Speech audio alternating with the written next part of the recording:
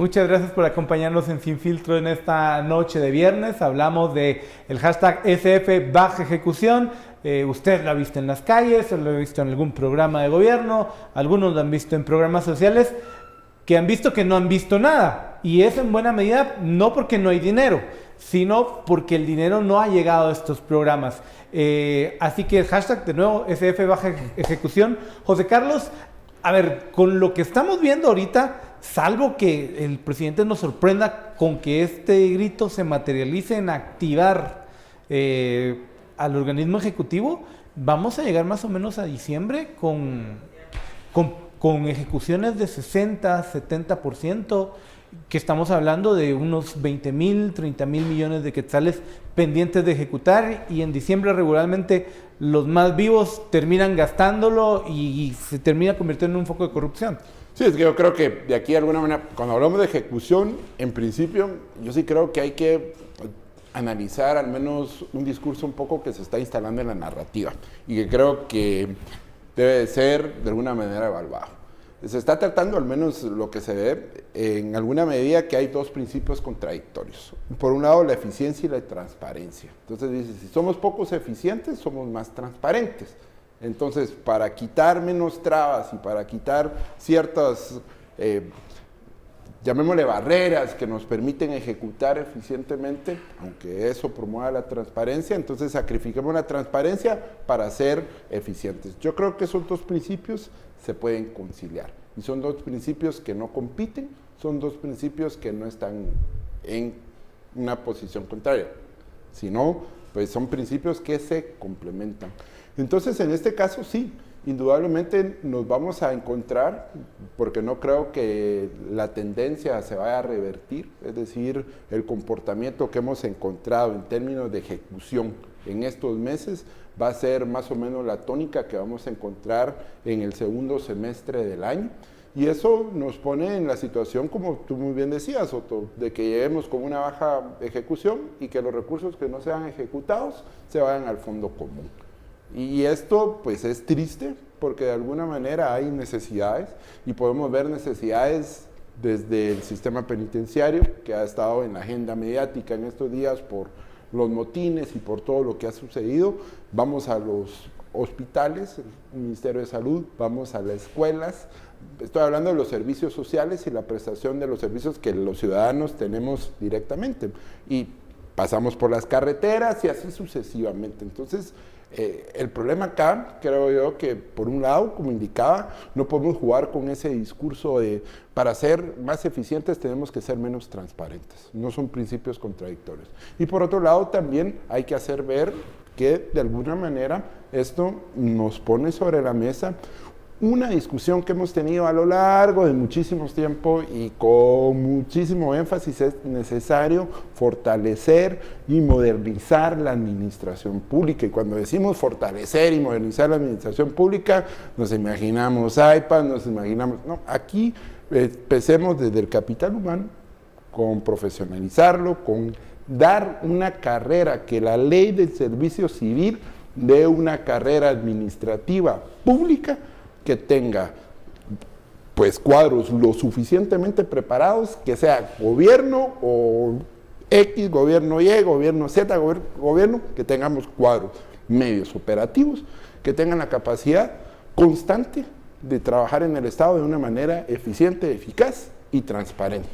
No la dinámica que tenemos ahora, que cada gobierno cambia los cuadros y tenemos que tener 1 o 2 años de aprendizaje de estos cuadros, y cuando ya estos cuadros aprendieron el eje y maneje de la administración pública, viene el nuevo gobierno, los cambia y se vuelve a repetir el ciclo vicioso de estar renovando todos los cuadros. Entonces sí creo que más allá del problema puntual que tenemos con este gobierno, también tenemos que pensar un poco más en el país, en el futuro inmediato, mediano y en el largo plazo. Y esa es una discusión que, por ejemplo, lo decía María Alejandra, falta pues de alguna manera la capacidad de presentar, bueno, miren, si tenemos problemas de ejecución es porque tenemos una institucionalidad débil. ¿Y en dónde está la propuesta de servicio civil para poder eficientar y promover una carrera administrativa y por promover una administración pública más eficiente. Al contrario, ante la ausencia de eso, lo que vemos es, miren, quiten 2 artículos de la ley del presupuesto para que podamos ejecutar. Es decir, ese tipo de posiciones son las que dice uno, de alguna manera, hacia qué le está apostando. Y ahí es donde se ve la falta de visión de largo plazo, no solo de país, de gobierno, una visión estadista, y por otro lado, una falta de liderazgo que está buscando, de alguna manera, excusas para pues, mostrar la baja ejecución que se está teniendo. Sobre lo que menciona José Carlos, yo creo que la reflexión es muy buena acerca de, más allá de voltear a ver, digamos, a los altos funcionarios y decir por qué no están sabiendo manejar correctamente las carteras o las tareas que se les han asignado, por qué no están sabiendo ejecutar este presupuesto. Hay una apuesta importantísima por profesionalizar a las personas que trabajan dentro de cada institución, y no podemos seguir con la tradición que ya destacaba José Carlos, de que con cada gobierno se cambia prácticamente el personal de todas las instituciones. Es que la aspiración, la gran aspiración del guatemalteco sigue siendo obtener un hueso en el Estado, obtener ese gran chance dentro del Estado. Principalmente en compras. Sobre todo en compras. Y entonces, ¿con qué nos topamos? Cada 4 años vienen nuevos funcionarios públicos que son electos a los distintos cargos. Estos mismos comprometen las distintas plazas que le puedan ofrecer a la gente que los estuvo apoyando durante el tiempo de campaña, y terminamos teniendo dentro de las instituciones personas que no conocen en absoluto este tipo de procesos. Entonces, ¿qué queda? En lugar de culpar, en lugar de dirigir la mirada hacia reformas como a la ley del servicio civil y empezar a implementar aquellas medidas que permitan que dentro de nuestro sistema se premie al mérito por encima del compadrazgo, volteamos a ver a otras instituciones como el Congreso de la República, como la Contraloría General de Cuentas, como el Ministerio de Finanzas, y decimos, no, es que ¿saben qué? Las reglas del juego no están claras y los procesos están demasiado complicados, cuando en realidad no es eso. Es que si no hay conocimiento tampoco de cómo funciona cada uno de los procesos, no esperemos que la gente que llegue a hacer magia en realidad, porque eso es algo imposible.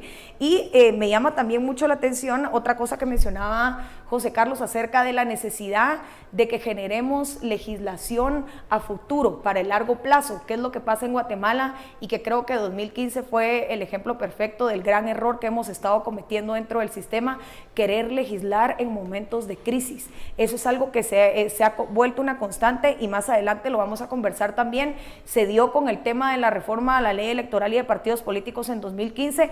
En este momento, como tenemos problema con la ejecución, entonces quieren que se revise la ley de contrataciones, pero ¿por qué tenemos que atender únicamente las crisis cuando podríamos tener normas claras, reglas del juego claras, que tuvieran apuestas más importantes para el largo plazo, y que esa gran apuesta fuera por institucionalizar, digamos, todas las cuestiones que se hacen en el Estado? A ver, hasta este punto hemos hablado del ideal y de lo que debería ocurrir, pero tenemos una realidad política, tenemos un gobierno que va a querer gastar más dinero, va a querer ejecutar más obra.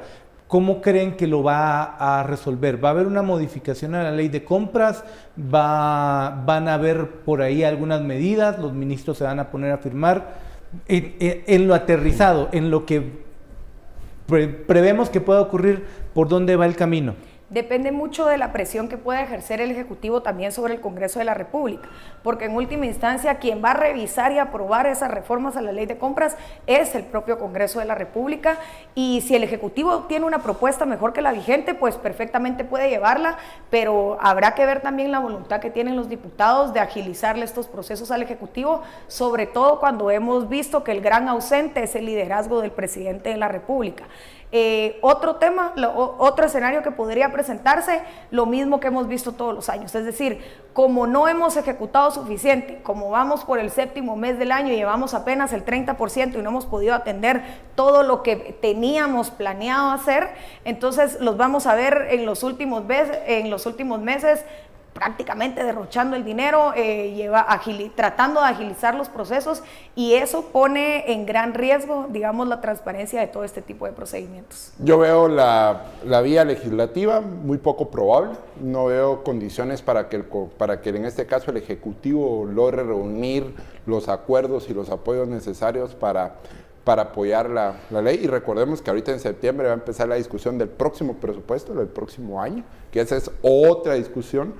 Y pues en el escenario de la ejecución, sí vamos a ver, en este caso, pues un corre-corre. Y acá ya no solo se va a sacrificar la transparencia, no solo se va a sacrificar la eficiencia, sino otro factor importante, que es la calidad del gasto.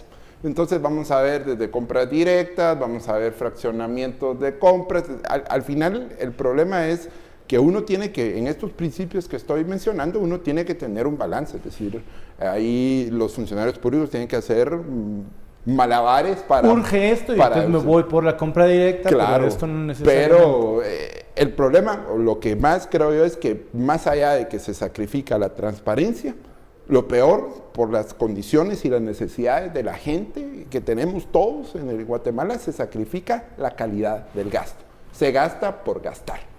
Yo no descartaría, y ya para terminar este tema, que si la vía fuera la del Congreso de la República, nos topemos con bancadas enteras diciendo, bueno, te apoyo, pero venga por ahí una tajadita, una cosa así, porque no hemos cambiado en realidad de políticos. Pero tenemos bancada, digamos, usted ya lo mencionaba, hay mayor auditoría. La oposición, que es la UNE, por ejemplo, y que tiene una de las bancadas más grandes dentro del Congreso de la República, yo no veo voluntad por parte de las bancadas que han tratado de cambiar un poco, digamos, la imagen que teníamos de estos diputados. No veo voluntad de favorecer al Ejecutivo en este tema. Es que en realidad la ley de contrataciones no le está poniendo mayores complicaciones para ejecutar a los ministros. Bien, vamos a detener aquí el tema. Cuando regresemos vamos a hablar de un tema que está hablándose mucho en distintos foros y que tiene también una relevancia estratégica para el país, que es una segunda o tercera, dependiendo el cristal con que se mide, generación de reformas a la ley electoral y de partidos políticos. Pero siga conversando con nosotros con el hashtag SF Baja Ejecución, aquí con María Alejandra Morales y con José Carlos Sanabria en Sin Filtro.